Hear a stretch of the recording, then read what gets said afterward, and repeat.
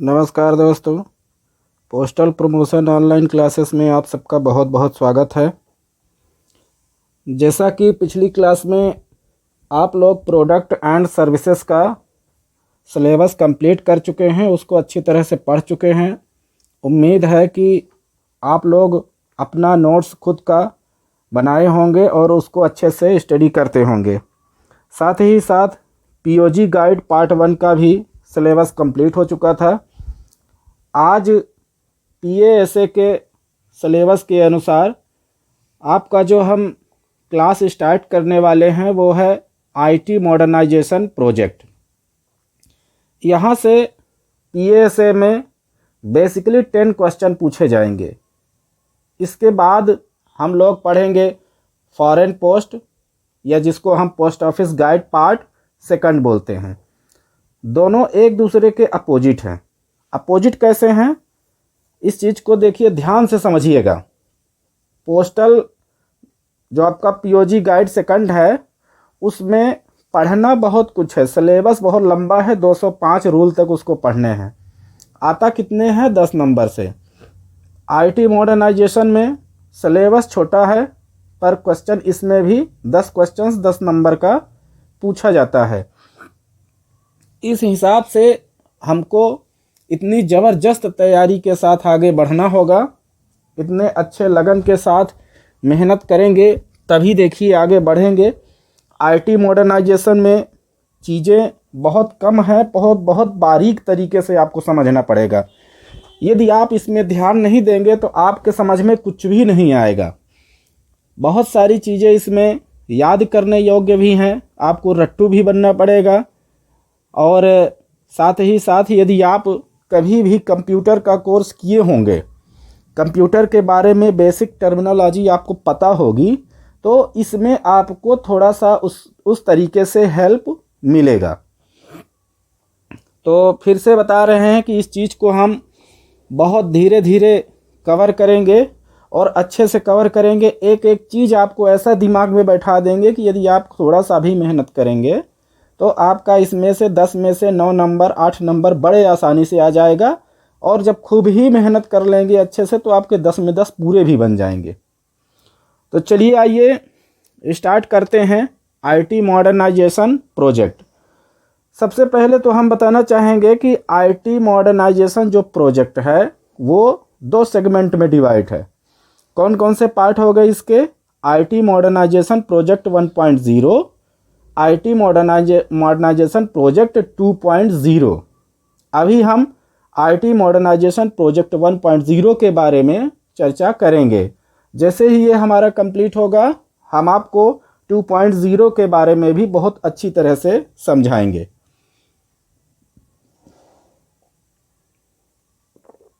अब यहाँ पे देखिए, आईटी मॉडर्नाइजेशन प्रोजेक्ट 1.0 2012। इसमें क्या होता है?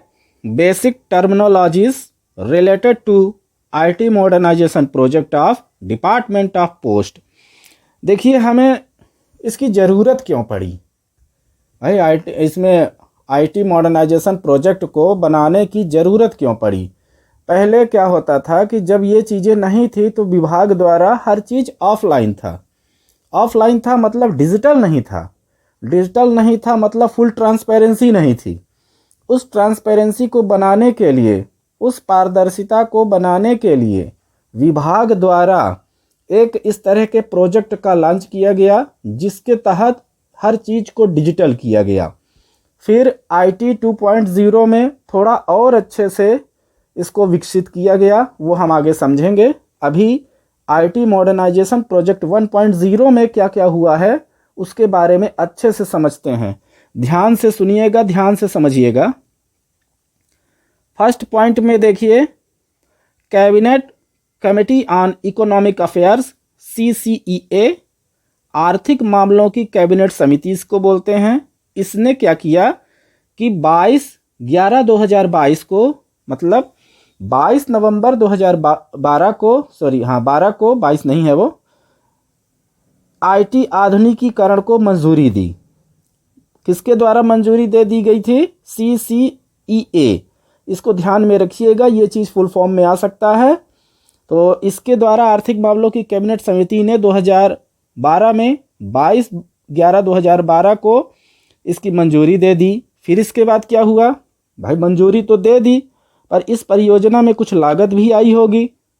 किसी चीज़ को आप जैसे मान लीजिए घर बनाने की मंजूरी तो आपको नगर निगम से मिल गई, तो फिर उसका लागत भी आप तो बताएंगे ना, बनाएंगे कि कितना लागत में हमारा घर बन सकता है। उसी तरह से इस परियोजना के तहत 4,909 करोड़ राशि प्रदान किया गया। इतना राशि डिपार्टमेंट ऑफ पोस्ट को दिया गया कि इस राशि से आप 1.0 आईटी को आगे बढ़ाइए, उसको विकसित करिए। क्या कैसे सुधार करना है आइए समझते हैं। इस परियोजना के प्रमुख उद्देश्य इस प्रकार हैं। किस प्रकार हैं? सबसे पहले तो देश के सभी डाकघरों का आधुनिकीकरण और कंप्यूटरीकरण करना। जैसे देश के सभी हमारे भारत देश में जो डिपार्टमेंट ऑफ पोस्ट है, इंडिया पोस्ट, ये सेंट्रल गवर्नमेंट का है। इसमें क्या होता है कि सभी ब्रांच ऑफिस हो, चाहे पोस्ट सब ऑफिस हो, चाहे हेड ऑफिस हो, प्रयास ये किया गया कि सभी जगह पे आप कंप्यूटरीकृत करें। आधुनिकीकरण के माध्यम से उनको कंप्यूटर के माध्यम से सब कुछ डाटा ऑनलाइन करें। दूसरी चीज़ क्या बताया गया? आईटी इंफ्रास्ट्रक्चर यानी डाटा सेंटर, एक डाटा सेंटर बनाया गया। आपदा रिकवरी सेंटर बनाया गया, डिसास्टर मैनेजमेंट सिस्टम सेंटर। और वैन आधारित विभागीय डाकघरों, वैन आधारित यानी वाइड एरिया नेटवर्क के माध्यम से विभागीय डाकघरों, डाक कार्यालयों और प्रशासनिक इकाइयों की स्थापना करना। बहुत अच्छी बात है।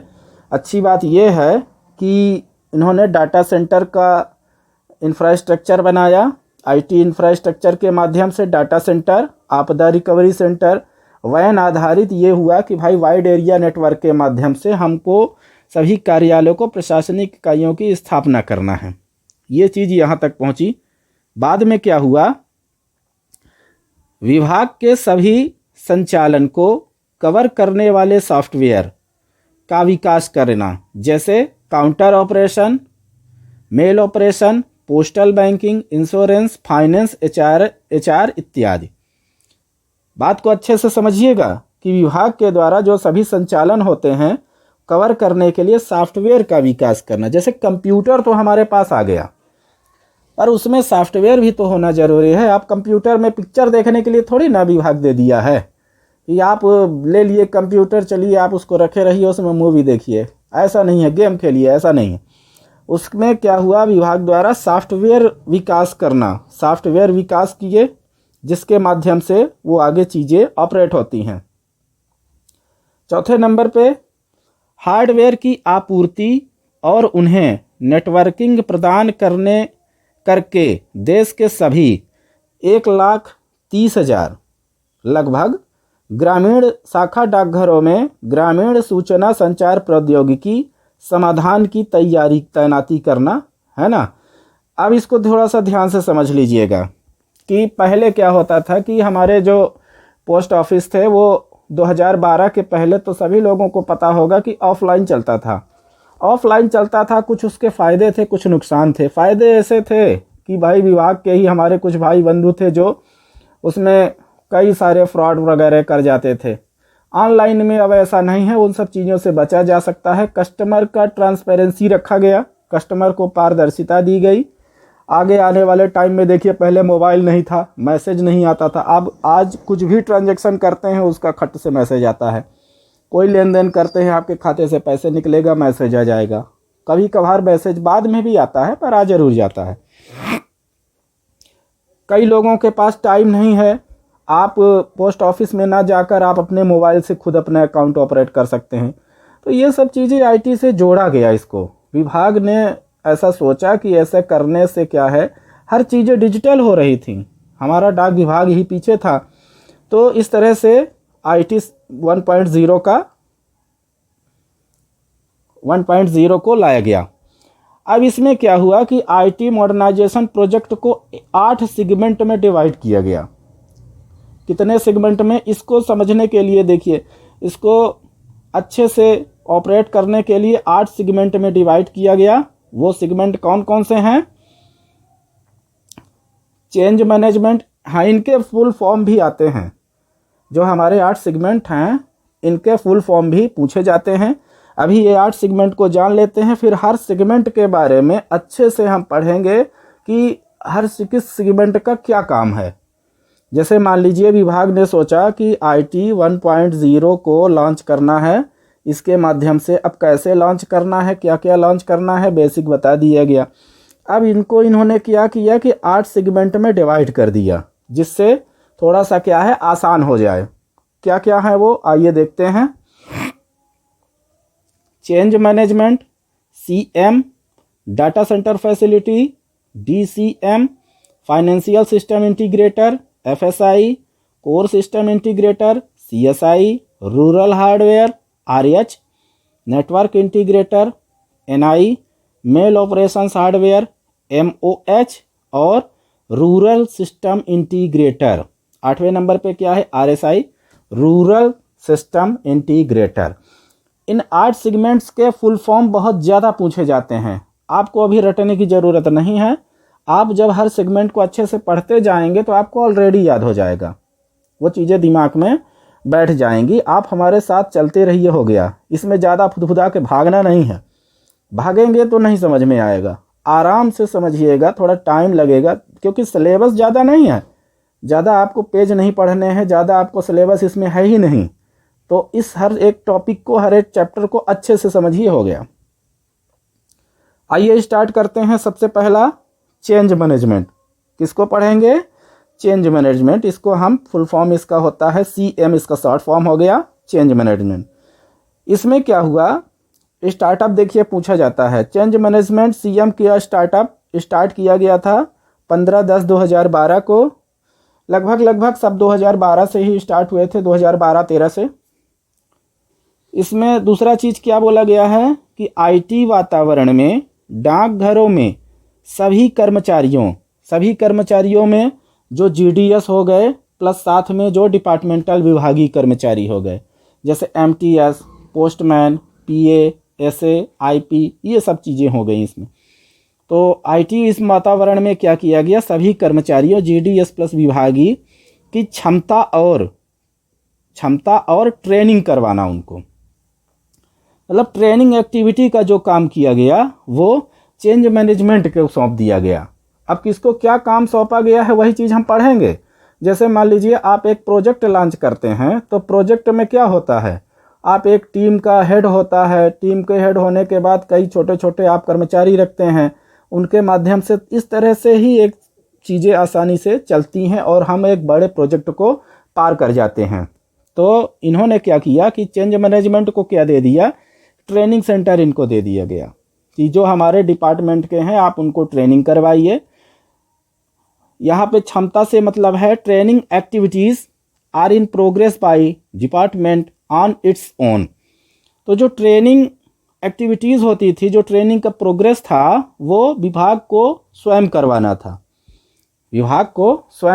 था। तो चेंज मैनेजमेंट की सबसे बड़ी पहचान क्या निकल के सामने आई कि चेंज मैनेजमेंट को काम दे दिया गया सबसे पहले ट्रेनिंग का। तो लो भैया आप ट्रेनिंग करवाइए।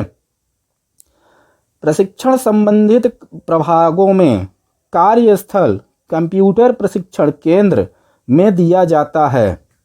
कार्यस्थल कंप्यूटर प्रशिक्षण केंद्र WPCTC में दिया जाता है, work place computer training centre. अभी देखिए आपका यहाँ पे अगर हम बात करें तो वडोदरा में भी ट्रेनिंग सेंटर है, कुछ ऐसे ट्रेनिंग सेंटर हैं कई जगह पे हैं। तो ये सब विभाग को ही सौंपा गया, CM को दे दिया गया चेंज मैनेजमेंट को।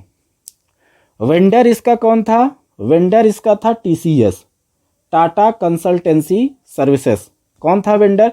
हाँ, सब सेगमेंट के वेंडर को भी आपको याद रखना है। TCS इसका वेंडर था। यह प्रोजेक्ट 2015 में पूरा हो चुका था। कब पूरा हुआ था? 2015 में। तो ये हो गई दोस्तों बात चेंज मैनेजमेंट की। तो चेंज मैनेजमेंट में जो समझने वाली बात है, तो इसका फुल फॉर्म पूछा जाता है, कब स्टार्ट किया गया ये पूछा जाता है, ट्रेनिंग किसके द्वारा करवाया गया, किसको सौंपा गया, तो चेंज मैनेजमेंट को सौंपा गया है। इसका वेंडर कौन है, यही छोटी छोटी चीज़ें बड़े बड़े प्रश्न फिर बनते हैं। आप जब बैक ईयर के पेपर करेंगे उसमें हम करवाएंगे, देखेंगे तो वहाँ पे सब समझ में आ जाएगा। दूसरे नंबर पे आता है डाटा सेंटर फैसिलिटी, DCF। ये CDCF नहीं है, DCF, डाटा सेंटर फैसिलिटी। सबके बारे में वही चीज़ दिमाग में बैठाना है कि किसको कौन सा क्या काम दिया गया था। अब चलिए आइए DCF को देखते हैं क्या काम दिया गया। देखिए इसके नाम से ही क्लियर है। नाम से कैसे क्लियर है? डाटा, डाटा यानी क्या होता है? मोबाइल देखे हैं, मोबाइल तो चलाते हैं सभी लोग, मोबाइल में डाटा होता है।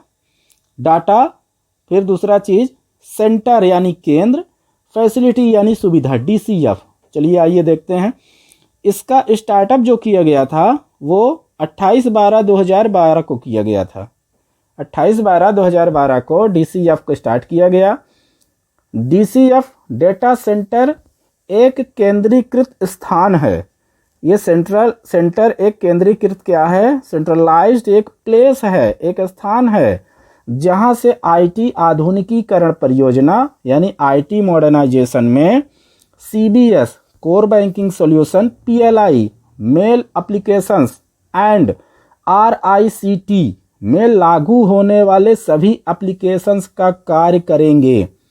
भाई DCF को क्या काम दे दिया गया कि एक केंद्रीकृत स्थान होगा जहां पे ये CBS, PLI mail applications and RICT से सभी एप्लीकेशंस में काम किया जाएगा।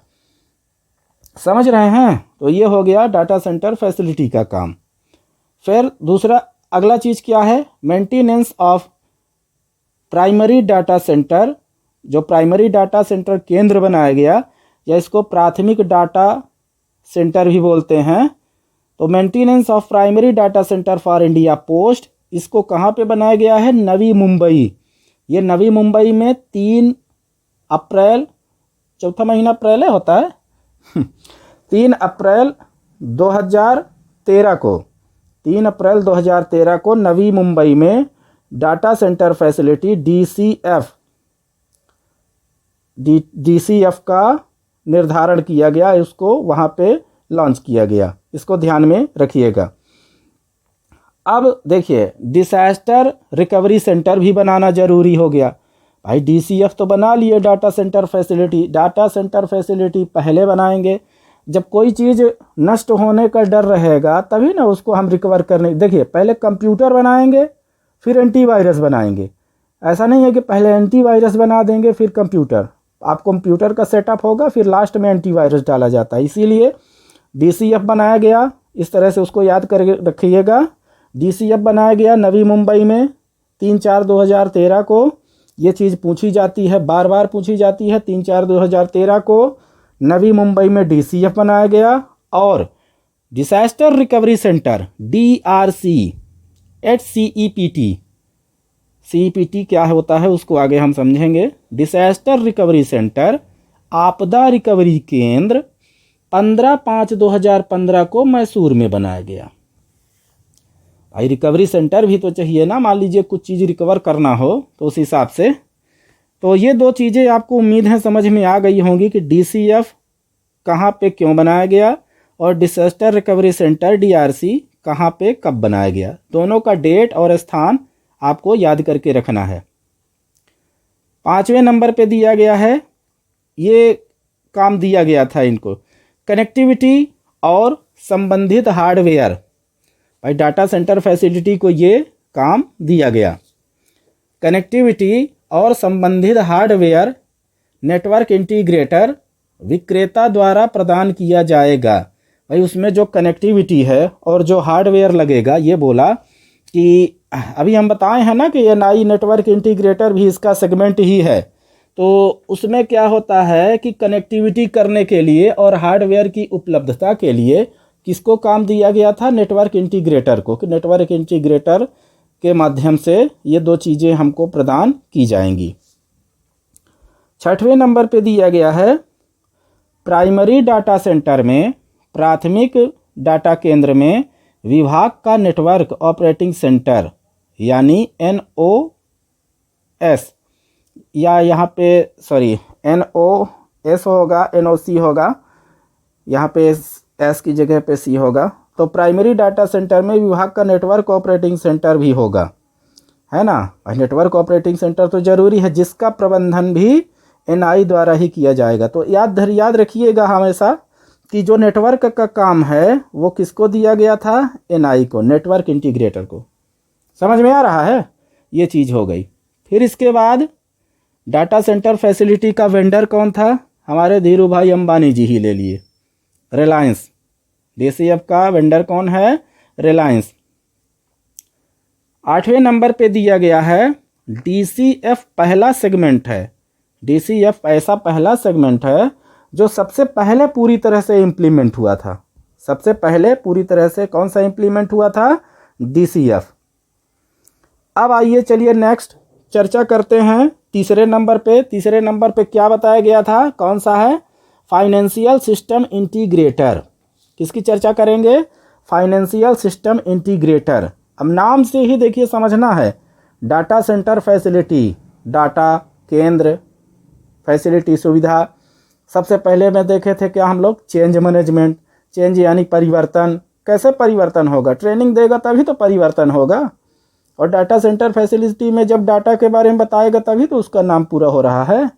फाइनेंशियल सिस्टम इंटीग्रेटर में अब देखिए फाइनेंस वाला चलेगा इसमें। स्टार्टअप, इसको स्टार्ट किया गया था 28/9/2012 को। फिर इसके बाद implementation of solutions for core banking and core insurance in all post offices.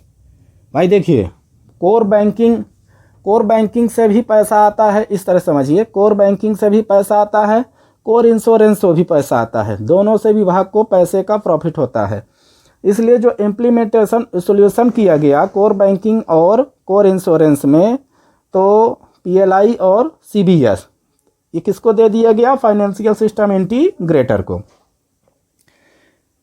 FSI सभी डाकघरों में कोर बैंकिंग, इंश्योरेंस और ECMS, enterprise content management system, ये चीज़ भी बहुत बार बार पूछा गया है, इसका फुल फॉर्म क्या होता है, किसका, ECMS, enterprise content management system.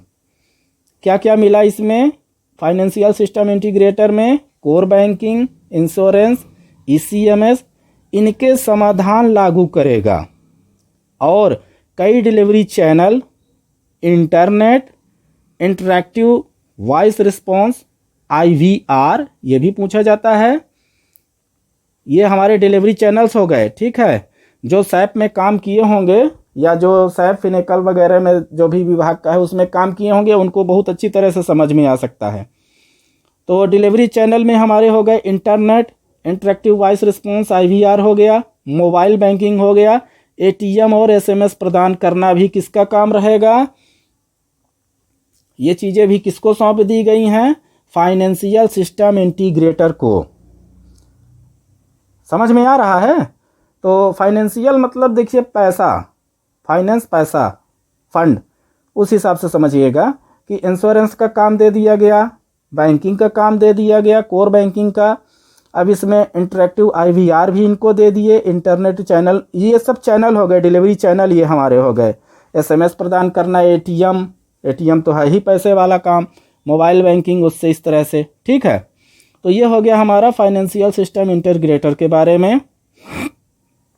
तीसरे नंबर पे है 2022-23 के अनुसार अब तक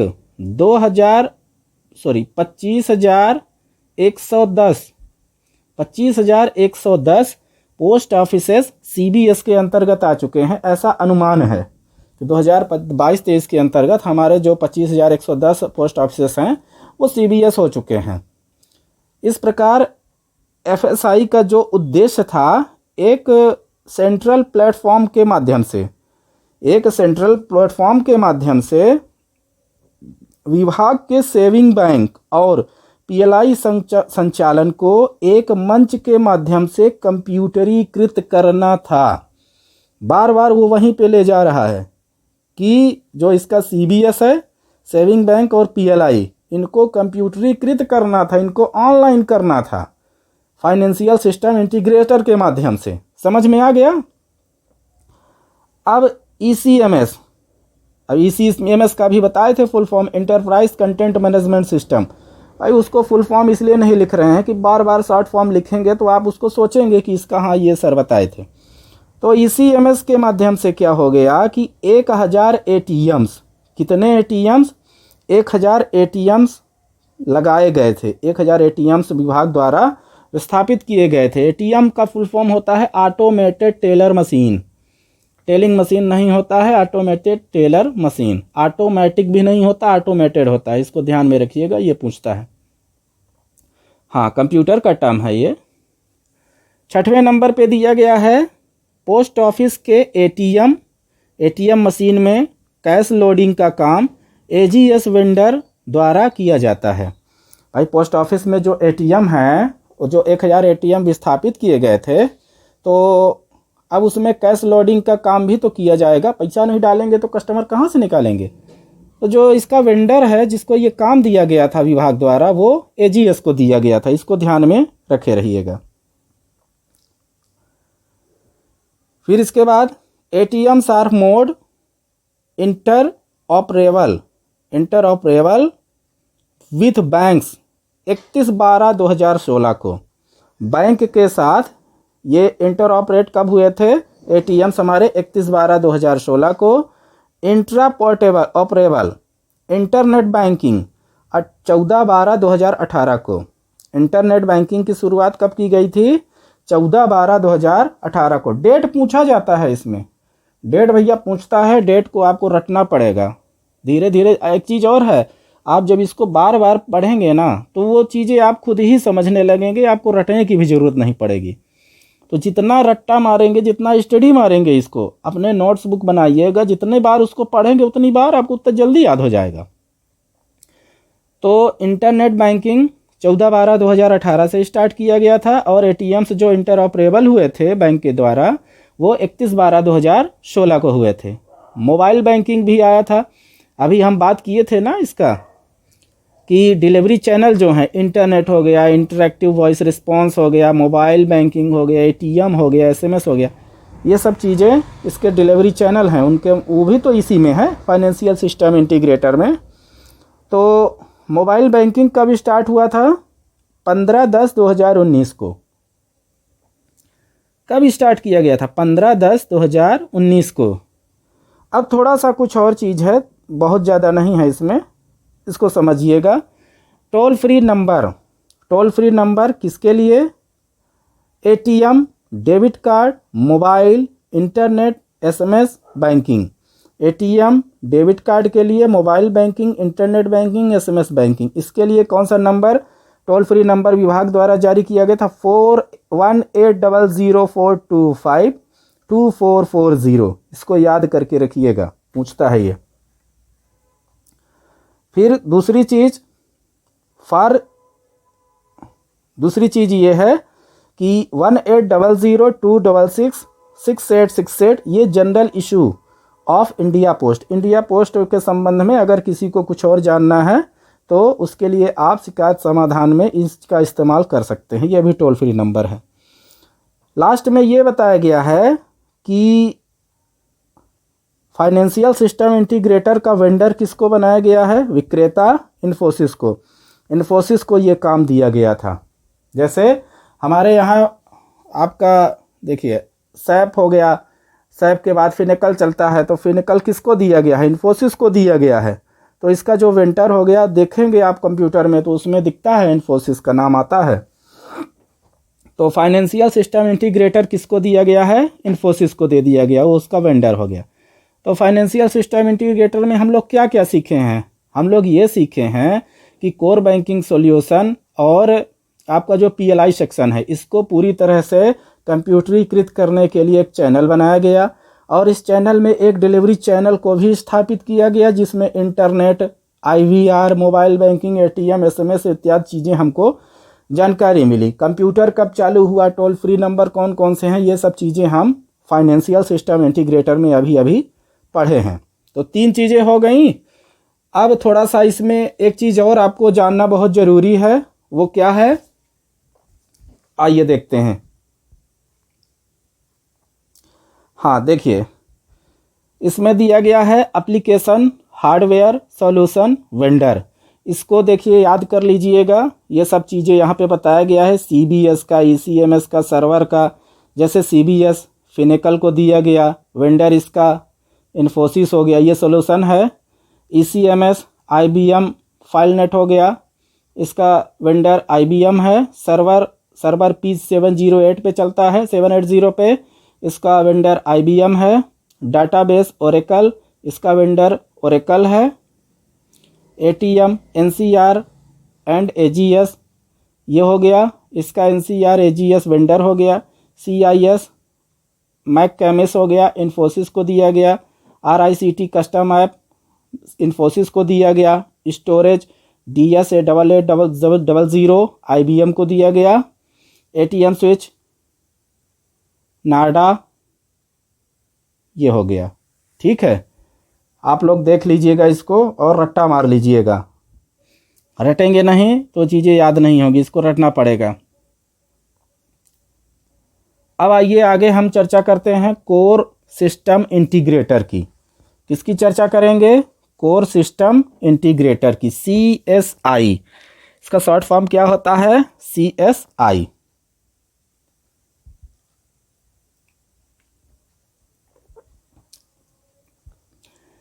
सबसे पहले तो हम बात करेंगे कि कोर सिस्टम इंटीग्रेटर का इम्प्लीमेंटेशन स्टार्ट किया गया 15/4/2013 से। 15/4/2013 से इसको चालू किया गया। CSI ने ही enterprise resource planning ERP enterprise resource planning समाधान लागू किया था। CSI के माध्यम से विभाग ने डाकघरों के सभी डाक, मेल और काउंटर संचालन को एक एकल सेंट्रल सर्वर आधारित प्लेटफॉर्म पर डिजिटल कर दिया गया था। CSI का सबसे बड़ा रोल है पूरे सेगमेंट में। CSI के माध्यम से क्या हुआ था कि जो हमारा डाक या मेल हो गया, काउंटर संचालन को एक सेंट्रल सर्वर पर, एक प्लेटफॉर्म पर डिजिटल किया गया था। इसके अलावा CSI ने विभाग के फाइनेंस, अकाउंट और HRM ह्यूमन रिसोर्स मैनेजमेंट, जिसको हम मानव संसाधन प्रबंधन कहते हैं, कार्यों को भी ऑनलाइन SAP आधारित प्लेटफॉर्म पर डिजिटल कर दिया गया था। SAP आधारित प्लेटफॉर्म, SAP जानते ही हैं, उसके अंदर से क्या किया गया, इसको भी डिजिटल कर दिया गया था। अब देखिए 31/12/2021 तक 511 डिवीज़न CSI के तहत रोल आउट हो चुके हैं। ये ऐसा बताया गया है, डाटा में बताया गया है कि इतने तक में इतना रोल आउट किया जा चुका है 511 डिवीज़न को, जिसमें से 505 आपके पोस्टल और RMS डिवीज़न हो गए और 12 जनरल पोस्ट ऑफिसेस और स्वतंत्र हेड ऑफिसेस हो गए। इंडिपेंडेंट HOC ये भी होते हैं, तो 12 इसके हो गए और 505 आपके इसमें फिर ज़्यादा हो जाएंगे ना। ये आपको देखिए 511 डिवीज़न CSI के तहत हुए थे, तो इसमें और ज़्यादा हैं। ये टोटल हो जाएंगे आपके 517, जिसमें से 505 पोस्टल प्लस RMS के हो गए, दूसरे जनरल पोस्ट ऑफिस और इंडिपेंडेंट HOS के कितने हो गए? 12। ये चीज़ हो गई। फिर इसके बाद CSI implementation of the solutions for male operation, retail post, logistic post, Flatley, finance and accounts and HR and integration. ये शुरू में भी बता चुके हैं कि CSI के माध्यम से ये चीज़ें सॉल्यूशन के तौर पर इम्प्लीमेंट हुआ था। मेल ऑपरेशन हो गया आपका, retail post, logistic post, Flatley, finance, account and HR integration. ये सब चीज़ें CSI के माध्यम से ऑनलाइन कर दिया गया था। इस तरह से POS post office services, daily account, call centre, help desk, HR, employ portal, F&A module, mail, DPM mail में आ गया, DPMS, IPVS हो गया, लॉजिस्टिक्स हो गया, business process management and workflow, business intelligence. ये सब चीज़ें CSI के माध्यम से ऑनलाइन हुआ। इसलिए CSI को पोस्टल सिस्टम का ब्रेन भी कहा जाता है। क्या कहा जाता है इसको? पोस्टल सिस्टम का ब्रेन कहा जाता है। जो सिस्टम के सभी इंटीग्रेटर को इंटीग्रेट करता है, उसको क्या करेगा? ये इंटीग्रेट करता है। सीएसआई का इसीलिए तो बहुत बड़ा रोल है। सीएसआई क्या है कि पूरे सेगमेंट में सबसे ज़्यादा इसी पे तो निर्भर रहा है हमारा 1.0 आईटी मॉडर्नाइजेशन। समझ में आ रहा है? तो ये चीज़ें हो गई, इसको ध्यान में रखिएगा। फिर इसके बाद थोड़ा सा है इसमें और देख लीजिए। सीएसआई का जो वेंडर है वो टीसीएस है। कौन है सीएसआई का vendor? TCS, Tata consultancy services. SSO का क्या होता है? सिंगल साइन आउट इसका फुल फॉर्म होता है। CSI provided facility ID. Facility ID जो होती है वो किसके द्वारा प्रोवाइड की कराई जाती है? सीएसआई के माध्यम से। ये हो गया हमारा चौथा segment, core system integrator.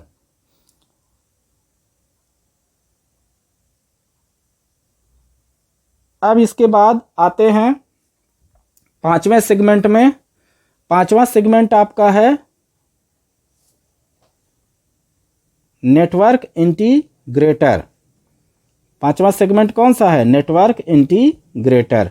Network integrator में भी बहुत सारी चीज़ें हैं।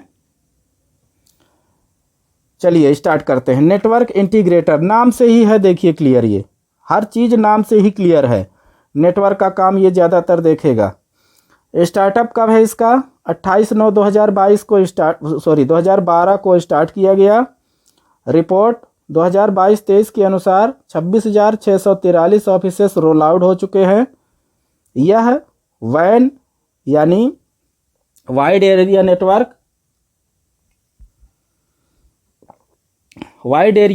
के माध्यम से नेटवर्क कनेक्टिविटी, नेटवर्क का काम ये करता है, नाम ही है इसका।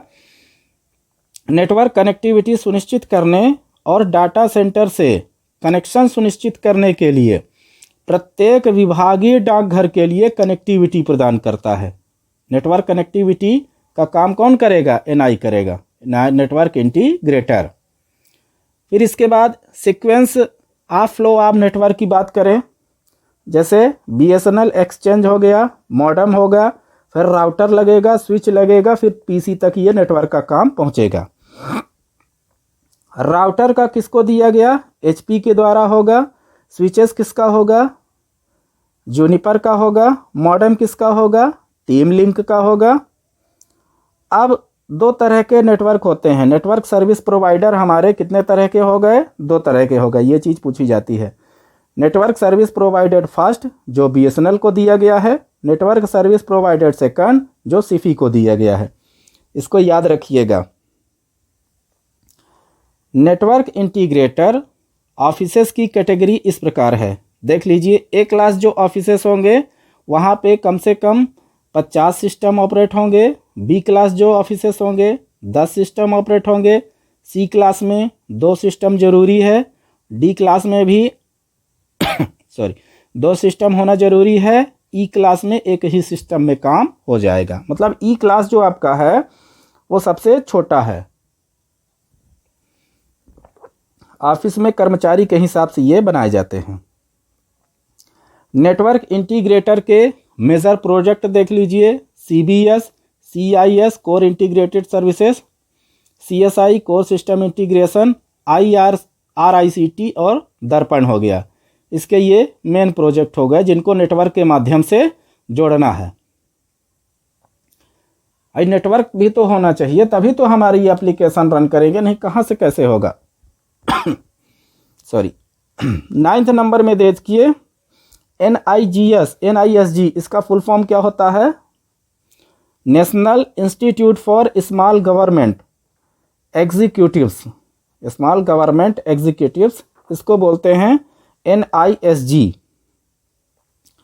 फिर प्रोजेक्ट मॉनिटरिंग यूनिट PMU, देखिए ये पूछा गया था कई बार। Project monitoring unit, circle monitoring committee CMC, इन तीनों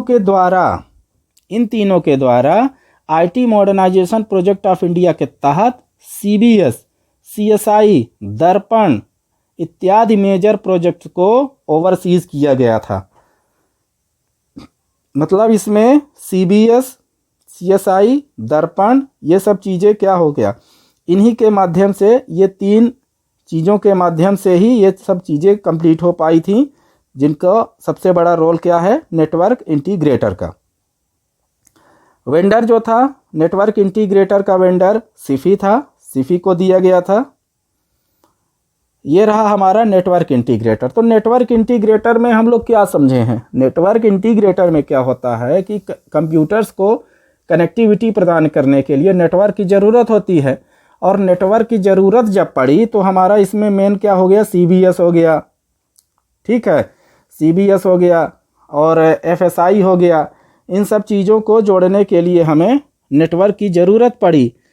CIS हो गया, CSI हो गया, RICT दर्पण हो गया। तो इसमें हमें नेटवर्क इंटीग्रेटर इम्प्लीमेंटेशन करना बहुत ज़रूरी था। अब आइए 6 नंबर पे आते हैं। 6 नंबर पे दिया गया है रूरल सिस्टम इंटीग्रेटर।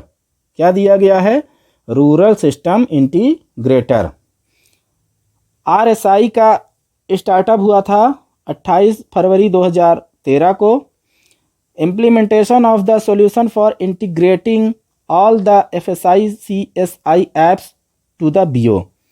अब रूरल से ही समझ में आ रहा है, रूरल मतलब ग्रामीण एरिया, गांव क्षेत्र का एरिया, रूरल सिस्टम इंटीग्रेटर। तो रूरल गांव में क्या होता है कि गांवों में जैसे हमारे ब्रांच पोस्ट ऑफिसेस हो गए, तो उनको क्या करना है, FSI और CS के सॉरी FSI और CSI के तहत इनको लिंक करना था BO को।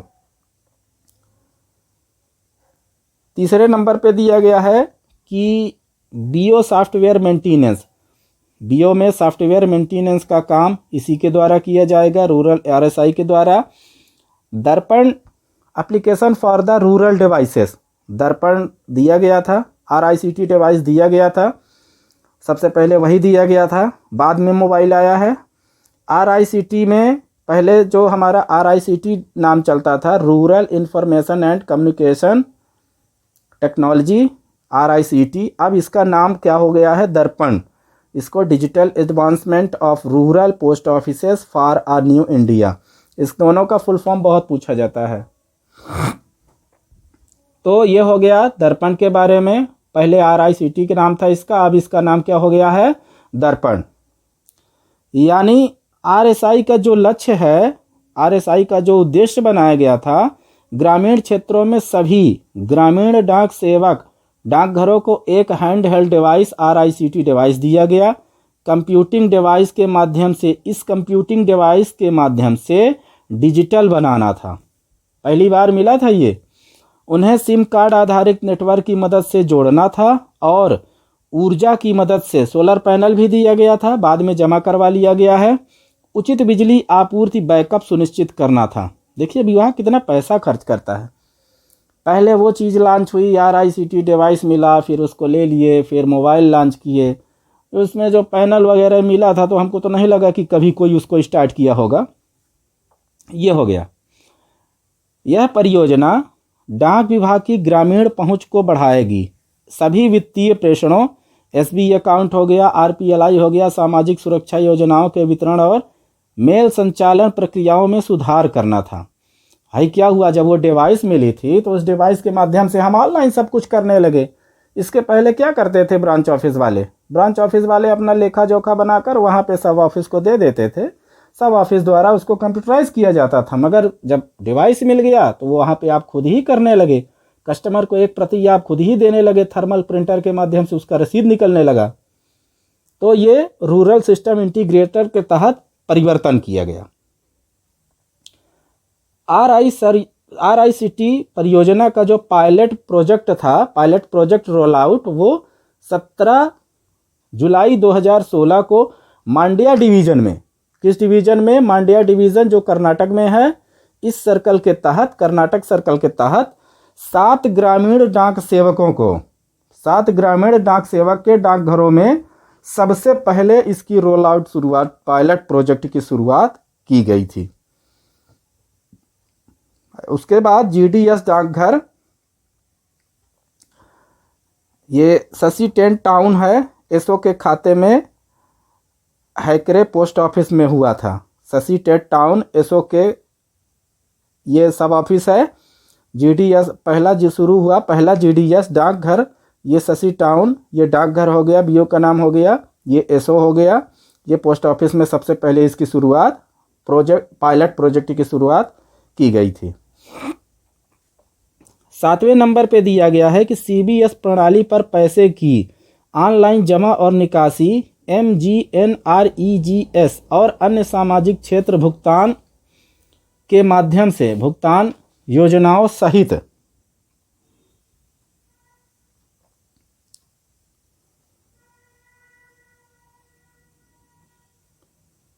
सामाजिक क्षेत्र योजनाओं सहित 275 योजनाओं के लिए प्रत्यक्ष लाभ हस्तांतरण, डीबीटी लाभों का वितरण, रजिस्टर्ड तथा स्पीड पोस्ट डाक और मनी ऑर्डर की बुकिंग, PLI, RPLI, ये सब चीज़ें क्या होगी फिर कुछ डिवाइस से होने लगी। जमा करना सुदूर ग्रामीण क्षेत्रों में डिजिटल लेन देन को बढ़ावा देते हुए दर्पण उपकरणों के माध्यम से किया जा रहा है। दर्पण में क्या काम होता है? PLI जमा करना, RPLI जमा करना, SB निकासी करना, बीमा का तो होता ही है। ये सब चीज़ें फिर RICT डिवाइस से होने लगी थी, जो एसओ से बंद हो गए थे। एसओ केवल उसको वेरीफाई करते थे, हो गया। 8वें नंबर पे दिया गया है कि दर्पण नए भारत के लिए ग्रामीण डाकघर की डिजिटल उन्नति परियोजना डाक विभाग द्वारा 2017 में 1400 करोड़ रुपए के परियोजना परिव्यय के साथ शुरू की जा रही IT मॉडर्नाइजेशन परियोजना का एक हिस्सा था। भाई क्या किया कि रूरल सिस्टम हार्डवेयर को कितना पैसा दिया गया था? 1400 करोड़ रुपए दिए गए थे केवल इस सेगमेंट के लिए कि ये चीज़ें इसको पूरा करना है। समझ में आ गया? तो रूरल सिस्टम इंटीग्रेटर का काम क्या था? RSI CSI के माध्यम से जो हमारे ग्रामीण GDS भाई बहन थे तो उनको भी अपने बीओ को ऑनलाइन करना था। सभी लोग अपने एसओ को तो ऑनलाइन कर लिए, बीओ के पास कुछ नहीं था, ना उनको कंप्यूटर दिया गया, ना उनको लैपटॉप दिया गया। तो विभाग ने क्या किया? RICT डिवाइस दे दिया, लो पकड़िए, आप इससे अपना काम करिए। कोटा वाले बना दिए विभाग, कोटा में मिलता है ना वो RICT डिवाइस, ले लीजिए अपना, जहाँ मर्जी हो तहाँ पर्ची काटते रहिए। ये हुआ RICT डिवाइस का काम। अब आइए समझते हैं 7वें नंबर पे आपका दिया गया है रूरल हार्डवेयर। अब वो तो मिल गया डिवाइस, अब थोड़ा सा और समझ लीजिए। डिवाइस तक तो पहुंच गए हैं। रूरल हार्डवेयर, इसका शॉर्ट फॉर्म होता है RH। इसका उद्देश्य क्या था? बीओ को हार्डवेयर और नेटवर्क प्रदान करना सोलर पैनल के माध्यम से। बीओ को हार्डवेयर, जो हार्डवेयर उनको मिलेंगे, नेटवर्क और सोलर पैनल। हार्डवेयर में क्या क्या था? जो लिए होंगे उनको पता ही होगा। Hand held device, smart card reader, solar panel, backup के साथ battery, thermal printer, biometric reader, SIM card, device के लिए चार्जर इत्यादि चीज़ें इसमें शामिल थी। यह हार्डवेयर प्रदान किया गया रूरल हार्डवेयर RH के माध्यम से। नाम से ही देखिए सब चीज़ क्लियर है। रूरल हार्डवेयर, हार्डवेयर मतलब जो छूकर हम देख सकते हैं, वो समझ सकते हैं, वो चीज़ें हो गई हमारी। तो हार्डवेयर हो गया। अब ऐसे पढ़ते थे ना कि सॉफ्टवेयर हो गया, जिसको समझना है, हार्डवेयर जिसको हम छू सकते हैं वो हार्डवेयर हो गया। तो रूरल सिस्टम इंटीग्रेटर में RICT डिवाइस के माध्यम से रोल आउट किया गया और रूरल हार्डवेयर में ये चीज़ें हमको BBM को दिया गया था। हार्डवेयर में खराबी के मामले में तत्काल प्रतिस्थान सुनिश्चित करने के लिए मंडल स्तर पर उपकरणों का 5% बफर स्टॉक बना के रखा गया था। मतलब जो चीज़ जैसे मान लीजिए कुछ खराब हो जाती है तो उसमें 5% विभाग द्वारा बफर स्टॉक में रखा गया था एक्स्ट्रा। 2022-23 वार्षिक रिपोर्ट के अनुसार 1,27,847 बीओ को दर्पण में शामिल किया जा चुका था। ये बीओ हमारे इतने रोल आउट हो चुके थे। वेंडर कौन है इसका? RH का TCIL, telecommunications consultant India limited, ये पहले था। अब इसको किसको दिया गया है? मोनोशा को, India private limited, Minosha India private limited. अब हार्डवेयर का काम ये देखता है, पहले TCIL देखता था। समझ में आ गया? तो तो ये हो गया हमारा आरएच का काम। रूरल आरएसआई रूरल सिस्टम और इंटीग्रेटर और आरएच रूरल हार्डवेयर में क्या अंतर है आप इसको समझ लीजिएगा। समझना ये है कि वहाँ पे RICT डिवाइस से रोल आउट किया गया, अब हार्डवेयर में हार्डवेयर की चीज़ें दी गई, समझ रहे हैं, ये हो गया। अब आइए लास्ट हमारा जो सेगमेंट है mail operations hardware. Mail operations hardware MOH। अभी आप बोलेंगे कि सर अभी हार्डवेयर आप बताए हैं रूरल हार्डवेयर, अभी ये मेल ऑपरेशन हार्डवेयर क्या है, तो वही चीज़ तो समझना है कि ये है क्या। चलिए, परियोजना की इस धारा का उद्देश्य मेल कार्यालयों को आवश्यक हार्डवेयर और डाकघरों के पोस्टमैन कर्मचारियों को हैंड हेल्ड डिवाइसेस की आपूर्ति करना था। भाई देखिए, विभाग ने सबका ध्यान दिया, HO का ध्यान दिया, BO SO का ध्यान दिया, BO का ध्यान दिया, अब हमारे जो पोस्टमैन हैं उनको भी काम दे दिया। तुम काहे को खाली बैठो भैया, आप भी लो ये ना, आप भी काम करो, उनको भी काम दे दिया गया। इसमें मेल ऑपरेशन हार्डवेयर, मेल यानी डाक संबंधित जो ऑपरेशन करना है उसके लिए हार्डवेयर, समझिएगा।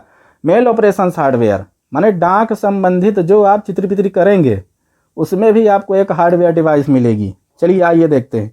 इस योजना के तहत डाक कार्यालयों में स्मार्टफोन से लेकर पोस्टमैन और कंप्यूटर, स्कैनर, प्रिंटर, UPS आदि विभिन्न उपकरणों की आपूर्ति की गई।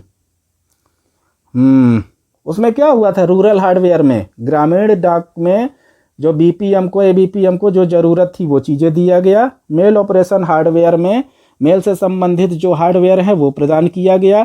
स्मार्टफोन पोस्टमैन के लिए और कंप्यूटर, स्कैनर, प्रिंटर, UPS ये सब चीज़ें सभी के लिए था, स्मार्टफोन केवल पोस्टमैन को दिया गया था।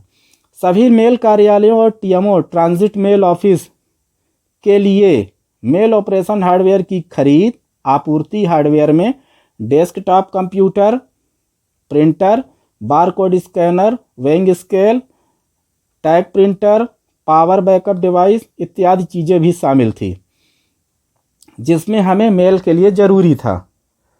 इसमें होता है जैसे विभाग में जो हमारा स्कैनर होता है उसको भी ज़रूरत पड़ती है, डेस्कटॉप कंप्यूटर की भी पड़ती है, प्रिंटर का भी पड़ता है, बारकोड स्कैनर का भी पड़ता है, ये सब चीज़ें दिया गया था।